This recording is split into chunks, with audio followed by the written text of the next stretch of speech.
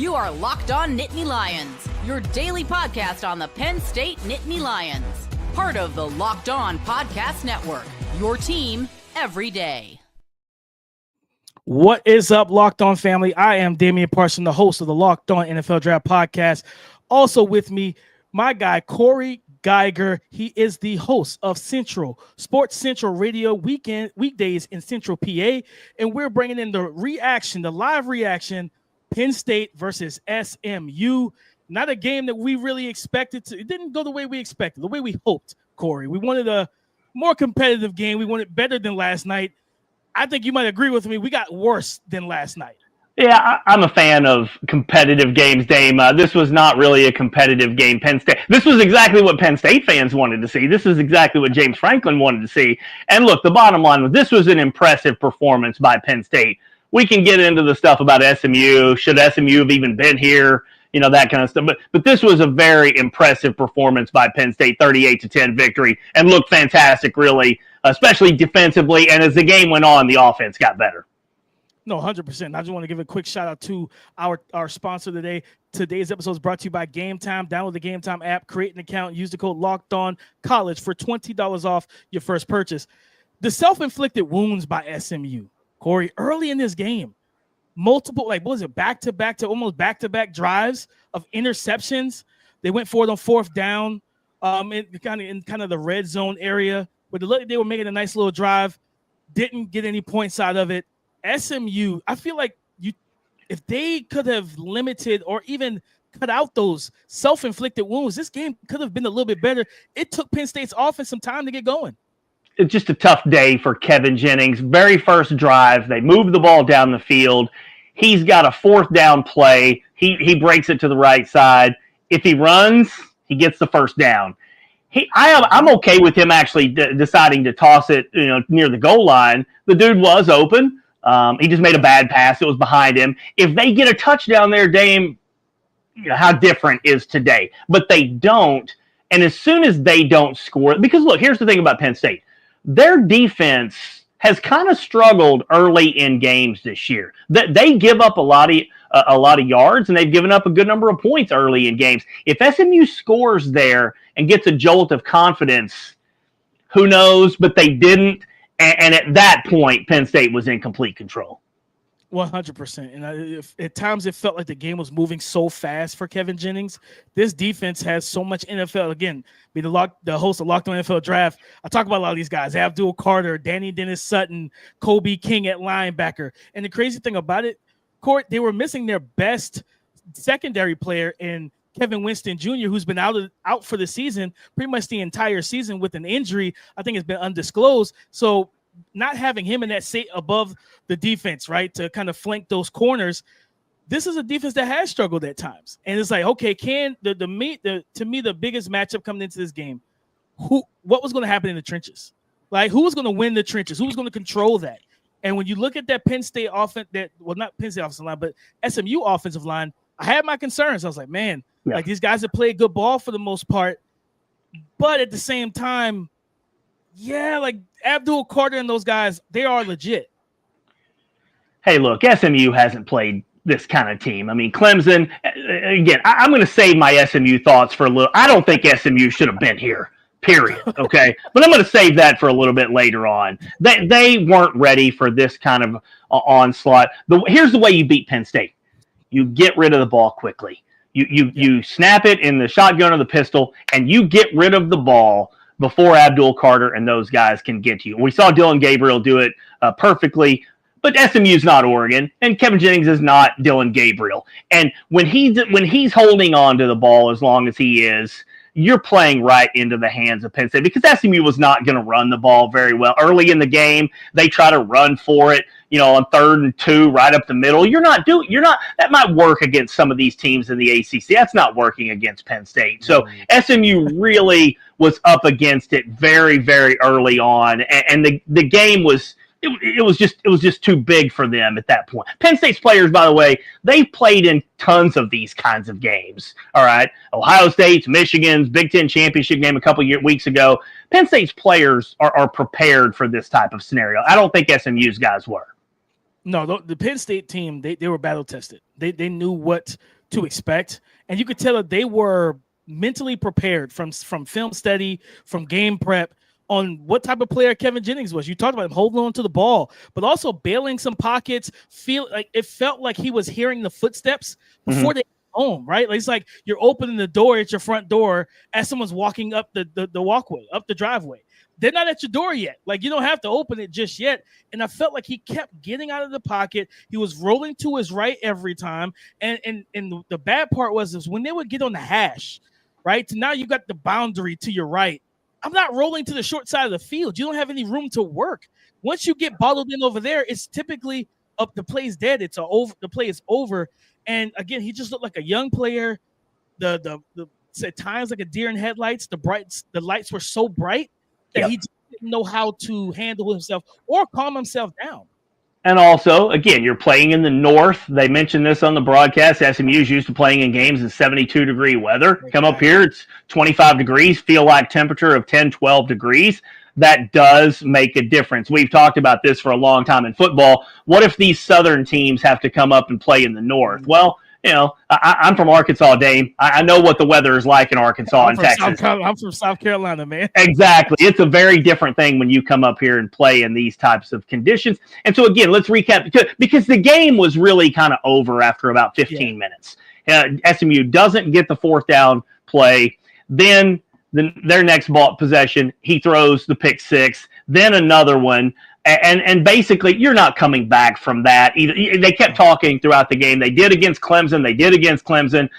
Penn State's defense is better than Clemson's defense. And you're on the road. You're playing in a hostile environment, and it's 25 degrees. So once they got down a couple of scores, you just knew this was going to be a long day for SMU. I want to ask you, Corey, do you feel after that second pick six, do you feel like they should have, because I believe they said Preston Stone was rostered, the quarterback that came in as the QB1 this season, do you think that they should have at least considered potentially making a change earlier in the game to try and salvage it before it got completely out of hand? I really don't at 14-0. I mean, he is your guy. He's been your guy for the last 2.5 months. I know Stone was there earlier. What kind of message would that send to your whole team if you bench him that early? You know, he did lead them back against Clemson. But again, Stone's on his way out. You know, Kevin Jennings is your guy going forward. You bench him, and what does that do to your program? Sometimes you have to think about, you know, more than just today. But I do get your point. As it got into 28-0, sure. Yeah, I mean, you're thinking, okay, what do you try now? And look, the bottom line for Kevin Jennings is he had to do everything himself. He just didn't have a lot of help. They weren't able to run the ball effectively. He was too erratic, missing guys. And he got to the point where he was clearly just trying to do too much. Yeah, and that's where that youth comes in at. You know, we see it in the NFL every Sunday. When you get a young guy in there and if they get drafted to a not so great team and the rest of the talent around them is not able to elevate and uplift him on their shoulders, he's trying to uplift everyone else with his play. And it's like, that's when you get erratic decisions with the pick sixes. Now, you know, of course, like give credit to Penn State's defense, like that. Was it the second or third pick? It was the third, where it was like they got into the red zone and he's trying to get it over the defender, the outside linebacker / edge rusher, and that's just a great play. Sometimes you just tip your cap to the defense, right? But he did make those early 2 mistakes. They had a play where he was able, because he's a shorter quarterback too. He's a small guy. He's a smaller frame quarterback, shorter. So finding passing lanes is a big thing for him. And I remember on one of those drives where they started to roll after that first interception, they were getting some momentum going. He threw it on the money. It went straight through the receiver's hands. And I'm like, these are the mistakes. Yep. These are the self-inflicted wounds you can't have.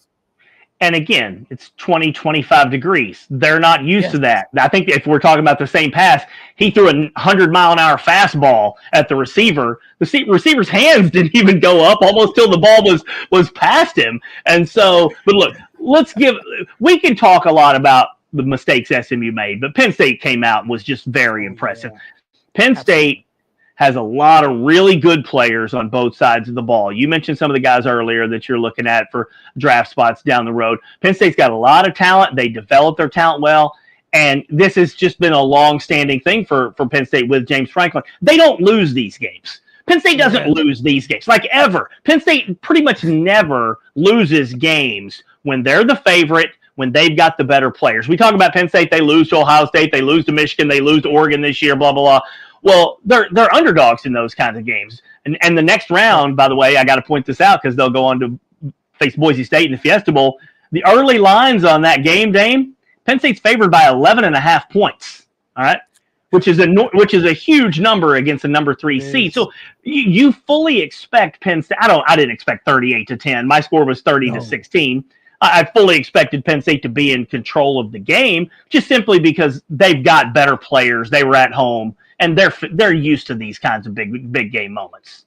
No, 100%. The way that they dominated the trenches in the run game, they both running backs, right? Like when you look at Penn State's offense, and again, me as a talent evaluator, I look at it from that kind of bird's eye view. I'm just looking down at the roster. Okay, where are the weaknesses? Their receiving core is a little not underrated, but underwhelming because they're kind of young. So you look at Tyler Warren, the tight end, Nicholas Singleton, and Katron Allen, the 2 running backs, and those 2 running backs both carried the ball over 10 times. They both averaged 6.4 yards per carry apiece, and they walked away to combine with 3 rushing touchdowns and well over 100 yards rushing. They dominated the trenches, and that was the area I was really concerned for SMU. I'm like, can you handle what you're going to have? Can you step up where your linebackers fill the run lanes? Are you ready for that? Like you said, 25 degrees, that first hit of a 225-pound running back and Nicholas Singleton at full speed. That's going to be the to me, when I saw that, those interactions, I'm like, yeah, they're not ready. Like, this is Penn State's about to walk away with this. Penn State ran for 189 yards, almost 100 more than SMU typically allows. Now, remember, Penn State ran for 290 against Oregon.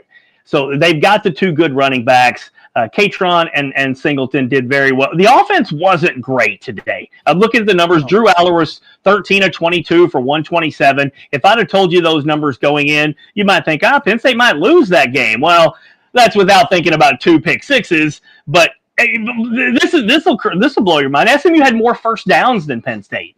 SMU had 21 first downs. Penn State had 18. But the bottom line is, when you get a couple of defensive scores, you can dictate the rest of the game. The other team is in full-on desperation mode, and Penn State at that point, because they didn't run the ball great early, you're thinking, okay, SMU looks like they're doing a good job with this. But once they got the ground game going too, SMU was just in a world of trouble.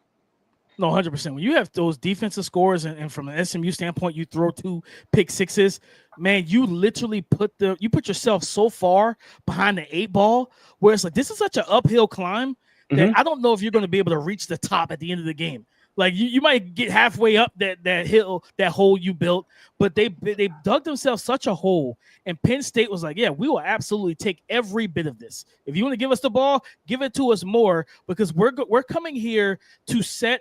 I felt like Penn State walked into this game with an attitude to kind of set precedents. Like, that we're going to be physical, that we're going to punch you in the mouth. So it's almost like it's kind of foreshadowing, like, hey, Boise, we know you have Ashton Genty. We know you have the king of running backs in college football right now. Just expect us to punch you in the mouth early in the first quarter when that game kicks off. Well, this was a long time coming, Dame. I mean, if we'd have had a 12-team playoff, Penn State would have been in it 6 of the last 8 years. Penn State has been a perennial playoff caliber team for a long time, in a 12-team field. They were ready for this. Their guys were ready for this. SMU had a really nice season. They kind of get in a little bit of a surprise over Alabama a few weeks ago. But Penn State, they've been gearing up for this for years. These players, they come here expecting to play in these playoff games. So when they go into a game like this, again, Penn State expects to win. SMU's hoping to win. That's really the difference of the mindset here. 100%. Real quick, guys, we're going to go to a break. When we come back, we're going to continue this conversation, really get into not just the trenches, but what we saw from Drew Allen. Let's talk about his performance. All of that more coming up next.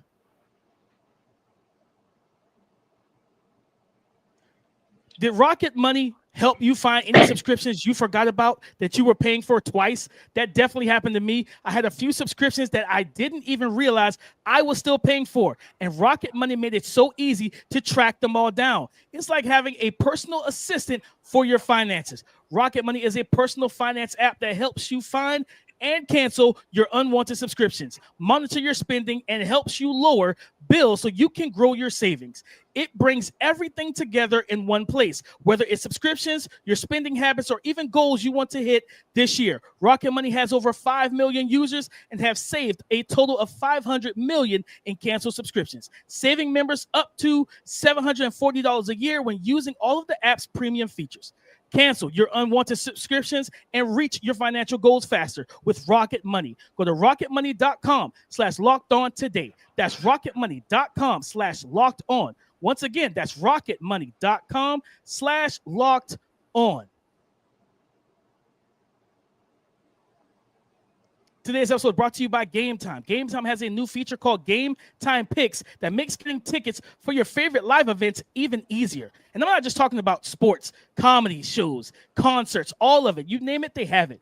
Gametime Picks filters out the fluff to show you only incredible deals on great seats so you don't have to waste time searching through thousands of tickets. Some of the things I love about Gametime, guys, they show the seat views. So for every seat in the venue, they show the view so you know what vantage point you will have before you purchase your ticket for yourself or your family. They have lowest price guarantees, event cancellation protection, job loss protection, and more.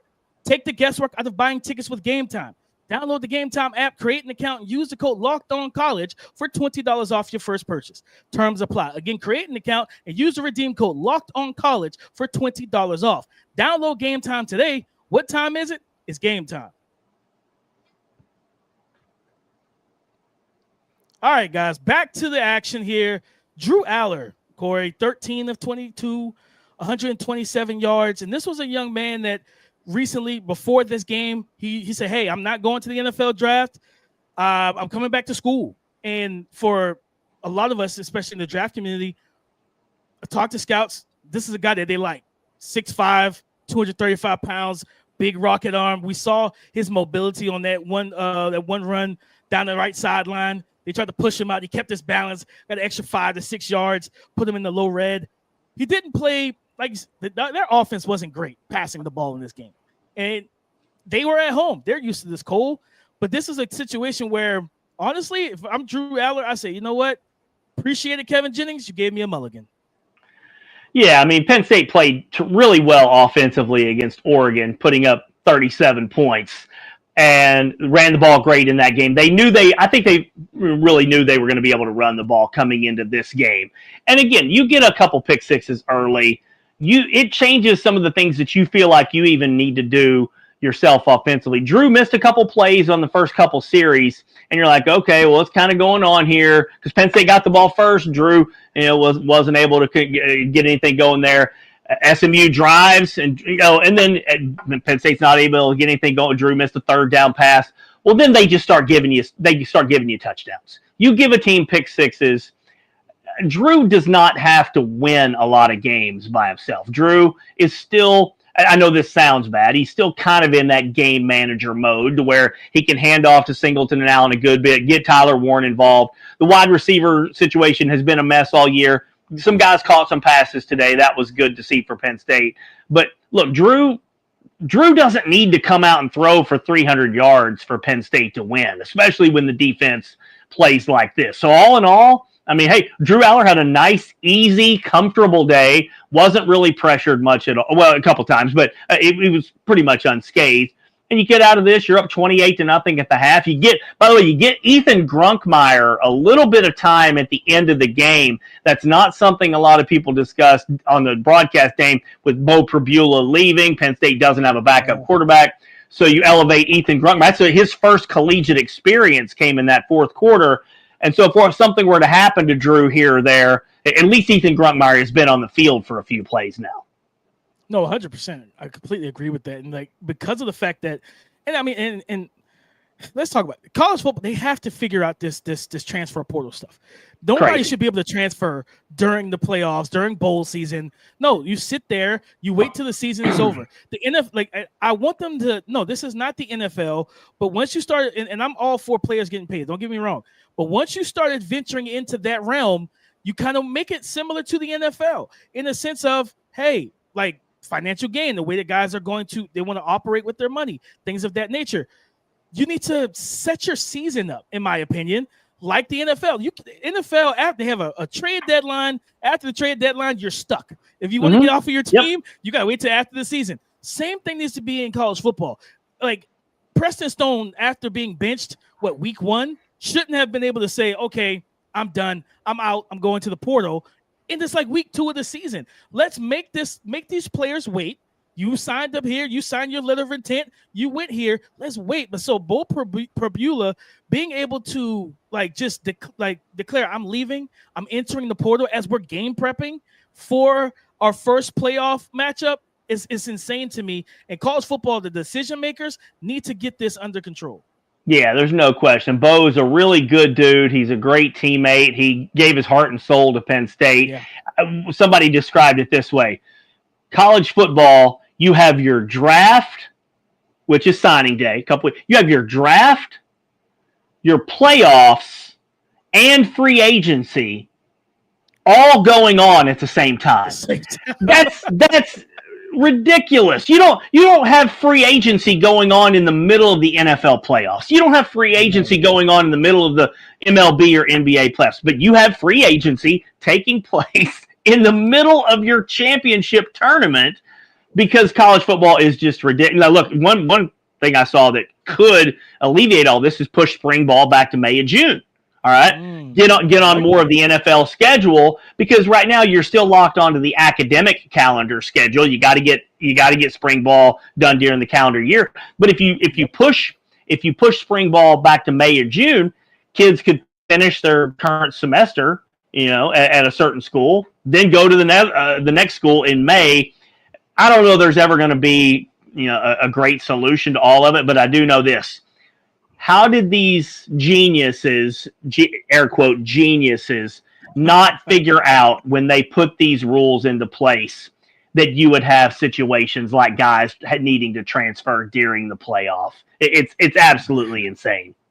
I think and to your point, I think Nick Saban was saying that on College Game Day too. Is like, yeah, if you have to stay on your team for spring ball in like February, March, stay there. And if you have to transfer out in April or May, then you transfer out and then you go fight for that roster spot and that starting spot after that. They have to figure out this schedule because nobody should be in the portal right now. No one should be like coaches in college.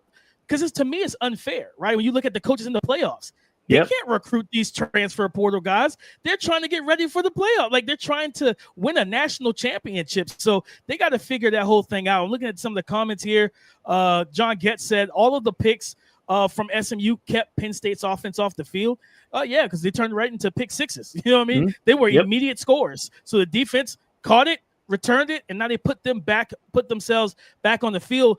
And shout out to that Penn State defense to be able to turn those plays into points and still not get back on the field and not be gassed, to not be exhausted, to not be tired, and still play high level football. Abdul Carter, man, I'm gonna get to him in a second. But there was a conversation about the O-line. I think someone said they were worried about the old offensive line and everything with blocking Drew Allen. Yeah, Eddie Money said O-line has not played well. Drew is pressured every play.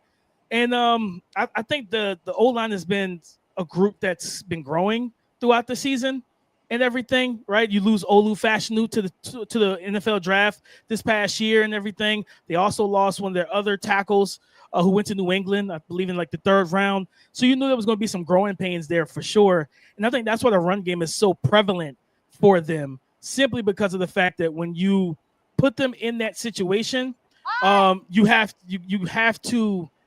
got to run the ball to protect them. Looks like our God, Zach Seiko is here. Let's get Zach up here. Let's get Zach up here, man. Zach, what's going on, man? It's going pretty well. I mean, Penn State just dominated a playoff team. And there was no question about it. They certainly let off the gas, but this is what Penn State absolutely needed in this game. So it's great to be joining you both from the Beaver Stadium press box. Tell us, man, from your eye view there, you were up close and personal with this game. What was that experience like? How locked in did the Nittany Lions look to you, even being out there pregame and things like that? How did these guys look to you? I mean, they looked like they wanted to be here, and it's not that SMU didn't. This was a team that they know that they needed to make a statement that hey, whether it was the fact that the SEC team should have been in, that SMU wasn't going to be a challenge, and they were challenging, but Penn State is that much better. Okay, SMU didn't get here by accident. So when I look at this game, I look at a team that the only two losses they had on the season were Oregon and Ohio State. Two other playoff teams. I'll take that a step further. Those are two elite teams. I know Ohio State lost to Michigan, but Penn State needed to prove something. And both of those games were one score. And I can even argue further that for Penn State's case, those games weren't exactly, I'm not trying to say anything about the referees, but when it came to all the 50-50 breaks, the way the ball bounced, the way a call, a missed call, it seemed like most of those 50-50 breaks went against Penn State. Not trying to say any conspiracy, but I'm saying it still happened. And those were still one-score games against elite teams. My point is that Penn State should be considered a serious contender for the college football playoff championship. Part of that helps that, yes, you're playing SMU and now Boise State, but Notre Dame, Georgia, anybody else that they could potentially meet in the semifinal does not overwhelm them, and neither do Oregon and Ohio State. So Penn State made a statement because they had to, but they were always going to because they're that much better than SMU. That's a good point. Good point. And looking at the chat here, Jeffrey Ford says he feels like Drew Aller doesn't like playing in the cold. He said it's obvious those throws were off and he couldn't grab the ball. I just feel like he was a little amped. You know what I mean? Anytime you see a quarterback miss high like that and different things like that, it's just they're very amped up. And with Drew, he's a guy that you could tell he wears his emotions on his sleeves. Like he wants to help lead this team to victory. And I'll never fault a player for that. I think he's fine playing in the cold. Luckily for him, I'm pretty sure they're going to be in domes the rest of this whole college football playoff, so you don't have to worry about that and everything. John Getz did drop a comment. He said he feels like Drew ignores way too many checkdowns.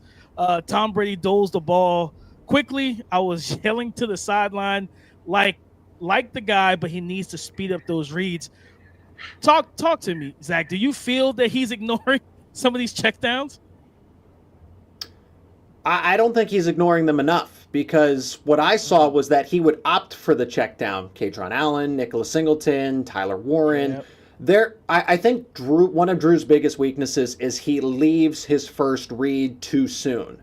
Because I remember back to a play at SMU, the two biggest weaknesses for SMU's secondary is defending the seams, whether that's by personnel, design, whatever that is. They give up big plays through the seams, or they give the curl route. And Penn State was hitting the curl route pretty more often than not. But there were times if you just let the play develop, you could have Khalil Dinkins for a big play. He missed Tyler Warren, so he was trying to go there, but if Drew would just hold on to his first read for a half second longer, and I've never played quarterback at the Division I level, so that mental clock that he goes through, if you can train him to just stay with that first read, because Andy Kotelnicki draws it up that way for a reason, he's only going to get better. I am not going to be too harsh on a 20-year-old quarterback here, but if I'm going to criticize anything, it's that Drew does not stay with his initial read long enough and opts to go to the check down when really sometimes he shouldn't. I was laughing, Zach, because it's kind of typical some Penn State fans to be griping after a 38-10 win. Like, who the hell cares? Seriously, what difference does it make that Drew missed a couple of plays here in a game where you're up 28-0 at the half? So, but we get that a lot from Penn State fans. People have told me for 20 years, Geiger, you're too critical of Penn State. Well, you know who else is too critical of Penn State? All Penn State fans, really. That's it's crazy because am I wrong, Zach? 38-10.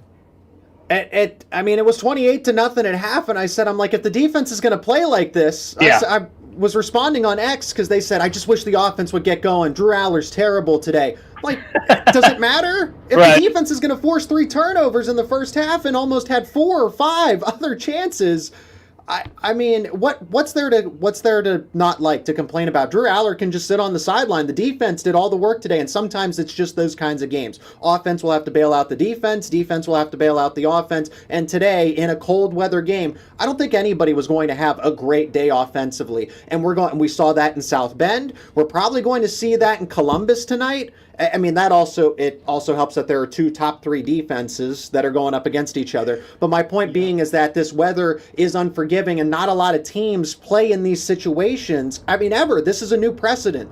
And with what is on the line, it is win or go home. So low-scoring games, cautiousness, that hesitation, you're just going to see that, especially in the first round of the college football playoff, because we've never had something like this before.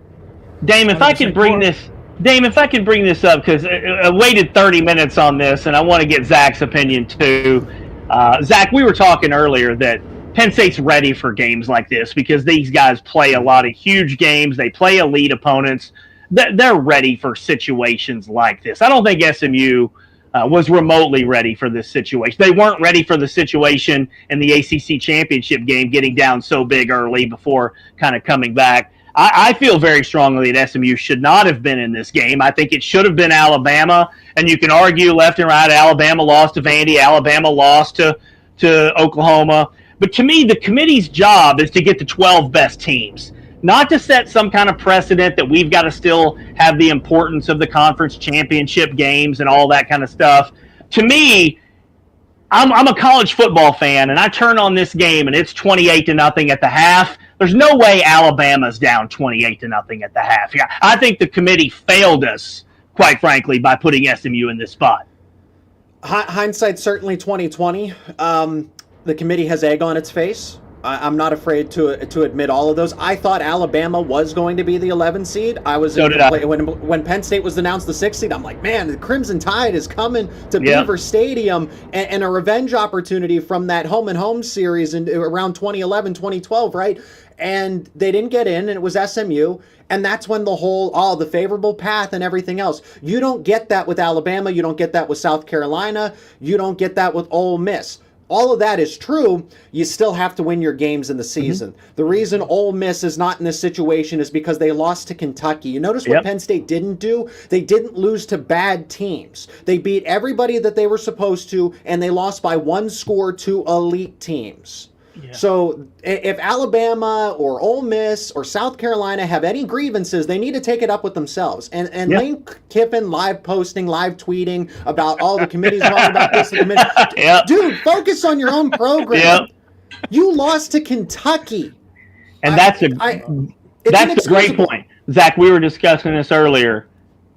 Penn State doesn't lose those games. The 1-0 mentality that James has, it does work. Now, people, look, Dame, a lot of people here are very critical of James Franklin because they don't beat Ohio State or Michigan or win the elite games. Yeah. But they don't lose to anybody else. And I said earlier, they're favored by 11.5 points over Boise in the early lines. I'd be floored if Penn State were to lose that game. Penn State doesn't lose those kinds of games. And so there's a lot to be said, I think, for the program that James Franklin has built in guys buying into that 1-0 mentality and being ready to play every single week.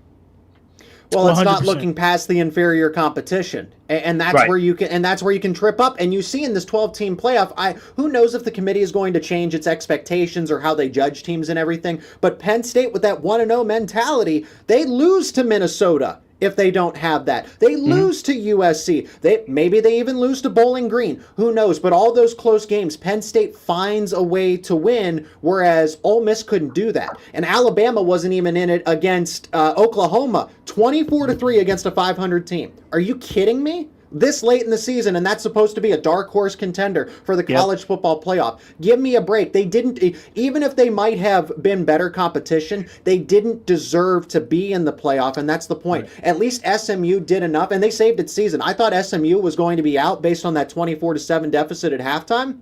They saved their season by forcing Clemson to have a miracle walk-off field goal in order to get here. So, again, hindsight's 2020. SEC, ESPN, they're going to have a field day with all of this. They're going to run with it. I still think Indiana should have been in. At the end of the day, some teams just don't match up well. Penn State is just, they're in a position where they are collectively that much better than SMU, and SMU doesn't have the mismatches that they can, because I think SMU would have given problems to other teams in the college football playoff, but not Penn State. So the Mustangs had a really bad matchup here. If that was SMU and Texas, I could argue that that's a closer game. And especially coming up playing in 25 degrees. Oh, 100. Quinn Ewers at 25 degrees? It was probably colder than that, honestly. Yep. So the high for the day was 30 degrees, but then you had the real feel that dropped it to 15, and then you had the wind chill that dropped it to 10. And honestly, when you're in Beaver Stadium, it just feels 10 degrees cooler. So it probably felt like 0 degrees to the football players down on the field. Nice. Hey, guys, we're going to take a quick break. I'm going to give my take on this whole situation because I haven't talked about it just yet, but we're going to be right back. It's that time of the year. The college football playoff is back, and with the newly expanded 12-team format, it's guaranteed to be bigger and better than ever, bringing you all of the hard-hitting and high-flying excitement that you love. TNT sports coverage of the college football playoff begins December 21st, starting with the college football playoff kickoff show presented by TNT at 11 a.m. Eastern, leading into our first matchup, the Southern Methodist University Mustangs battling the Penn State Nittany Lions. Then Clemson kicks off to face off and look to upset the Texas Longhorns in a showdown right now, 4 p.m. Eastern. Don't miss a moment of the action. Watch the college football playoff presented by Allstate live on TNT, True TV, TBS, and Max. Guys, I feel as if, and I think both of you are right, and that's the tough part, because while Alabama's a better team than SMU, the talent is there. Shout out to my guy Jim Nagy over at the Senior Bowl. He went viral a little bit, earlier, I think in the week, and after the whole thing happened, where he's like, "Listen, the NFL talent on Alabama is just far more than what we see from SMU." I think for me, it's just the fact of, like you said, Zach, win your games. Like, you can't lose to Vandy. Mm-hmm. And when you lost to Vandy, no one expected. Vandy hadn't won against a top 10 team in like 40 some odd years or whatever the crazy stat was coming into that game. And to lose the way you lost to Vandy, your defense getting absolutely manhandled in the way that you lost to Oklahoma at most of this season were down like their top 5 wide receivers. And like their offense was ravaged with injuries. And that's a game, if you're Alabama, you dominate them, you tell a committee, this is why we belong in the big show, in the 12-team playoff. Instead, you wet the bed, you let everyone down, and it's like, well, do you really deserve to be in? You got to win your games. But I do think, to your point as well, like Corey said, like from a college football fan standpoint, it's like we want to see competitive games. You want to see teams going haymaker for haymaker, punch for punch. You want to see that level of physicality. But I think the committee also, they backed themselves in the corner over the past couple years with how they've handled like seeding and different things of that nature. We get how many times have we seen 2 SEC teams in the national championship game? Like, and fans complained about it. Nobody wanted to see LSU Bama part 3. No one wanted to see Georgia Bama part 3. We wanted to see new teams and new, like TCU. Yeah, they got blown out by Georgia the other year, but they beat Michigan to get to the national championship game. And I think for me, I look at the committee is if you wanted to roll with these 12 teams, okay, cool. Let me at least, like, because Notre Dame is not in a conference, right? They're not in a conference. I don't know how they host a playoff game, and they're not even the actual conference. I would have had Notre Dame coming to Beaver Stadium to face Penn State. I would have had SMU facing someone else. Like you said, styles make fights, and I just feel like the committee, they just put themselves in a really bad situation to where now going into next season, are you going to try and overcorrect and put like 7 SEC teams in and piss people off in a whole different way? I think that's where it's going to be headed. Let me take that a step further. I think that the whole format is wrong. The format is bad because now you have a Boise State team. We want to talk about Penn State doesn't play a good level of competition. Their schedule was weak. SMU's schedule was weak. And Boise State won the Mountain West Conference, and they get a bye into the Fiesta Bowl. Here's what I have no issue with, and I've said this about the NFL, and maybe Damian, you might agree with me on this since you cover the NFL for our network here. I don't think if you win the division that you automatically get to host a home game. Especially, so think about the 7-9 Seattle Seahawks. I know we got Beastquake from Marshawn Lynch, but the New Orleans Saints at 11-5 should not have had to make the trip to New Orleans. So let me bring this back. It's the same thing with Boise State. Now, I hope I don't jinx it for Penn State, and Ashton Genty has that moment in the Fiesta Bowl. But my point being is that if you're going to rank these teams based off of resume, style points, and everything else, then Boise State should have been the 12 or the 11 seed and not the 3 seed and getting a freebie into the Fiesta Bowl. I think that is outrageous. I have no problem because conference championships need to matter for a variety of reasons, but also the politics of it. There's millions of dollars at stake. They're not going anywhere. So you have to give them value if you want to make them at least seem like they're important, because they're really not. They shouldn't be played, but that's besides the point. Boise State, if you win, you get in, but then you are reseeded after that. Because honestly, Penn State, based on the playoff rankings, they were number 4, so they would have been ranked, and they would have had the bye. They would have been the 4th seed instead of Arizona State. So Arizona State shouldn't have had a bye. Boise State shouldn't have a bye. But a conference championship victory gets you into the postseason, but it doesn't guarantee you a bye. Yeah, there's so much good stuff here. It's completely outrageous that these teams are getting 3 and 4 seeds that don't deserve. I got to think they're going to change that next year. I got to think that they're going to look at this and say we can't allow this. My one closing thought, because Zach, we could probably talk about this part for an hour because this is very important. Absolutely. Technical aspect of it with the conference championship games. Those things are gigantic money makers for the entire sport, for leagues, for TV networks. You have to have a lot of importance for your conference championship game. So when I look at SMU versus Alabama, I don't have a doubt in my mind. I'll be a hypocrite here. They lost Vandy, they lost Oklahoma. I still don't have a doubt in my mind that Alabama is a better team than SMU. SMU played nobody, okay? But SMU got to their conference championship game. So to me, the precedent that the committee had to set, and they did, was that we're still going to value your conference championship game. Because they have to. They have to because of the dollars at stake. Because of the money and prestige. Absolutely. And so, but that bastardizes the entire system of, aren't we supposed to, the number one rule is to get the best 12 teams, not play politics with all this stuff. You're right. Money talks at the end of the day. That's really what it comes down to, is there's too many powerful people that are like, we can't lose this check from the Big Ten Conference, from Lucas Oil Stadium, tickets, parking, travel, all of that stuff. Hey, it's great for the economy, but it also in the process minimizes the college football playoff because, again, Boise State is now a 3 seed, Arizona State's a 4 seed, and because SMU did make its conference championship and made it a field goal game, got in as the 11 seed. And the best thing for all this, Zach, you're right there, is Penn State has the best path to a national championship in the history of all number 6 seeds in any sport. Has there ever been a number 6 seed in any sport that had a better path than what Penn State gets from this?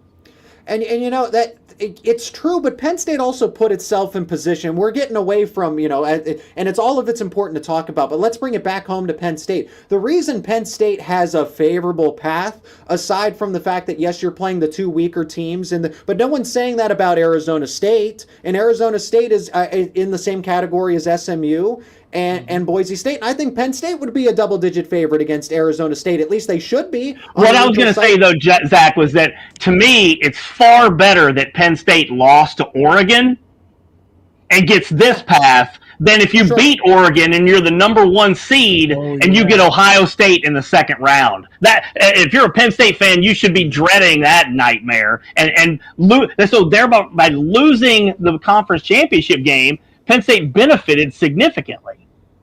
Do you think? Real quick, Zach, does, do we think they change that? Do we think they change that next year, where the number 1 seed doesn't get you got to change that, right? Like, Oregon did their job, and you hit them with Tennessee or Ohio State right out the gate.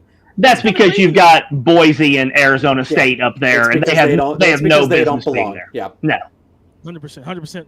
Mary said 3 things that factored into Penn State's win. That includes turnovers, cold weather, and crowd noise. I'm glad that Penn State won. I was concerned by the offense's slow start and missed tackles. Yeah, I think, Zach, you can speak to. I think this team is going to come out on New Year's Eve.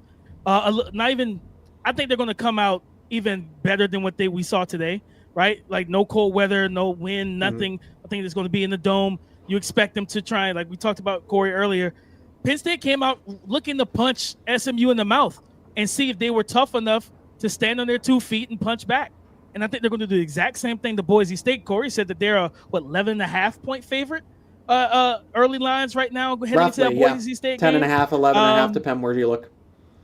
I don't hate that, but I hopefully for Penn State you didn't jinx them. Hopefully Ashton Jeanty does not give us a Beastquake type of moment against your Nittany Lions. I think you guys have such a great path to get to the national championship game and make a lot of noise. You have such a talented team, and I'm looking forward to this. Oh yeah, because the matchup, if you beat Boise State, you get whoever wins Georgia and Notre Dame. I know most people want to count out Notre Dame all around, but watch Georgia. This is not your mom and pop's Georgia team. This is not the same team that we've seen over the last 4 to 5 years. So any closing arguments, fellas? I like what Mary pointed out about this team, but I want to point to the idea of the pendulum. So Penn State's coming off of a Big Ten championship game where the defense was the problem. Offense kept trying to bail out the defense, kept trying to bail them out, and it just wasn't enough. You want to factor in missed calls, no calls, whatever have you, the way the ball bounces. The offense kept Penn State in that game. So the responsibility was on the defense and Tom Allen to regroup and make a statement. Because, hey, you just gave up 45 points. Now, I'll let it slide because that's a top 5 Oregon. That is an elite Oregon offense.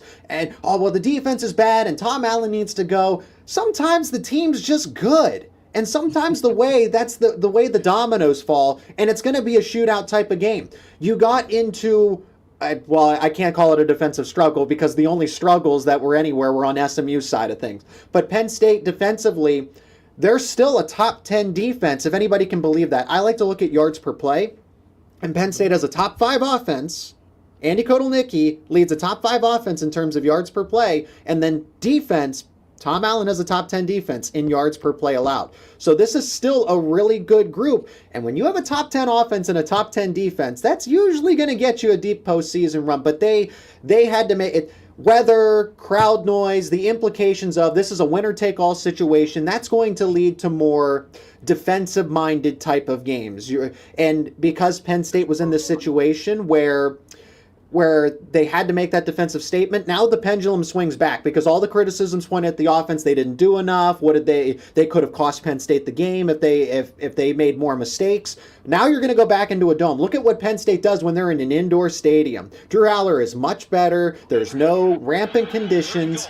And the way you have to play Boise State, you can't allow Ashton Jeanty to run. So you need to play quick and fast and build a lead so that you force Boise State to pass the ball and go away from that ground and pound first mentality. Because that's how you beat Boise State. If you get up by 2 or 3 scores, they're throwing, and you can't come back by running the football with Ashton Jeanty. No. You have to throw the football. And I would say that historically, there are a couple ways to beat Penn State. You either have to have elite talent, like Ohio State or Michigan does, or you've got to have an offensive game plan where your quarterback gets rid of the ball very quickly. Dame, you and I discussed this 40 minutes ago. Kevin Jennings running around there with the ball, holding on to it too long. That plays right into Penn State's hands. So I do not believe that Ashton Jeanty is just going to go nuts running the ball against Penn State. Very few running backs have ever done that. It just doesn't. That's not what Penn State allows. They've got a quarterback named Maddox Madsen. He completes 22 touchdowns, 3 interceptions. He throws it about a 65% clip. He's going to have to get rid of the ball and make plays because if they think they're just going to give the ball to Ashton Jeanty 30 times and he's going to run over Penn State, that almost never happens. So we're going to all have to learn a lot about the Boise quarterback going into that game. 100%. I think that is a game where and he's been so efficient in terms of Madsen, because of the fact of playing the Mountain West, you're not facing offenses that when Ashton Jeanty, and like after like his very hot start, he started a lot of these games down the stretch slow. Teams they loaded up the box, they forced them under 4 yards per carry early in games, and it was salvaged by big home runs, 60, 50, 40 yards that kind of really helped like bolster his stats. But you can't do that against Penn State, because if you don't have the offense you need, Penn State's gonna be able to put up points. And like Zach says, once they go up 14-0, we all have seen this from coaches, guys. They start coaching the game tight. They start getting pressured. They start sweating, and it's like, well, do we still run Ashton? Like, are we trying to win this game, or are we trying to give him Barry Sanders' rushing record? I mean, that's it. You can't do it, because the game, the clock becomes your enemy. That's why Kevin Jennings and Brashard Smith today couldn't run the football, do a little quarterback option, and at least open up the game plan. Penn State getting an early pick six, and then just getting another pick six, right? And just kind of building that lead. And then you force Kevin Jennings into a situation that SMU didn't want him or the team to be in, and that was throwing from behind. They didn't even want to do that against Clemson. They just, things worked out. Whether it was the weather, Clemson's defense isn't elite like it was in years past with the national title teams. So there was an avenue to get back into this game. But everything was against SMU in this case, based on the way that they like to operate. Cold just slows things down, okay? Mm-hmm. And this offense that runs up-tempo, up-tempo, up-tempo, up-tempo had to slow things down. Those guys were not ready for it. You could see just like especially when it was really out of reach, but you could just tell SMU wanted to get on the plane and go home. They wanted this season to be over with. Now you don't exactly have that anymore, but my point being, to go back to Boise State, is that they are a run-first team. Frankly, they're a run-only team, and if they're down 17-0 early in the Fiesta Bowl, Penn State's got it. Penn State pretty much has it wrapped up, and that defense has not been on the field. I think Penn State's going to start quick. They're going to try to get up by 2-3 scores, and then they're going to force that defense to stay on the football field and sustain those 10, 12, 15-play drives. And Boise State's defense is not ready for that, because usually it's the offense doing that for Boise State, and the defense is never in that situation. So good luck to the Broncos. That is shaping up to be not just a 10-point. That could be another game like today where it's 38-10.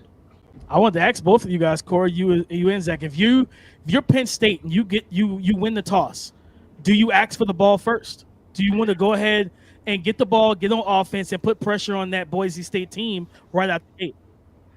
Look, I love doing that, but that's not what James Franklin does. James plays his whole mindset for the middle 8, the last 4 minutes of the first half, the first 4 minutes of the second half. They game plan so much for that, trying to close the first half of the score, open the second half of the score. It looks like it's a huge part of what Penn State does. So me personally, I like taking the ball first and trying to go down and score, but I don't think Penn State will do that. I can echo the same thing. I think that Penn State by default will always want to defer. And again, if Boise State is playing from behind and you have a 2-3 score lead going into halftime, which Penn State fully expects, then you get the football and you can continue to play keep away. So it just kind of plays into what Penn State is anticipating when they're in the Fiesta Bowl. They probably imagine, hey, we're going to be up 21-3 at half, and then we'll get the football to start the second half, hypothetically, and that's when you put together that key 12, 15-play drive, even if it ends in a field goal. But if you can knock off 8 to 9 minutes in the third quarter, that is a big win in itself, because Boise State is not prepared to go up-tempo. They are not SMU, where they're just always going to be in a game based on personnel and based on the game plan and how their system operates. Boise State is not built for that. They need to win in a rock fight, and they always need to be within one score, and that's not going to happen. No, I think if you put it in Maddox Madsen's hands, you expose him to that pass rush of Dennis Sutton, of Kobe King blitzing through the A-gaps, of Abdul Carter getting one-on-one with a left tackle that's going to be completely overmatched. Abdul Carter is a top 10 lock right now for the 2025 NFL draft, if he so declares. Yes, you get him one-on-one, you widen him out, and pull that tackle onto an island. He's going to get back there time and time again and create nothing but havoc and hell for that Boise State offense. But guys, listen, man, it's been a great time talking with you guys, with Corey Geiger, with Zach Seiko. Guys, listen, go ahead, type into everything here at Locked On, college, NFL, all of it 5 days a week on your favorite podcasting platforms. I'm Damian Parson, host of the Locked On NFL Draft Podcast. Of course, you know Zach Seiko, Locked On Nittany Lions host, and our guy Corey Geiger, host of Sports Central Radio, weekdays in Central PA. You guys have a great weekend. Enjoy the rest of college football and the playoffs. And remember, stay tuned with us here at the Locked On NFL Draft Podcast Network.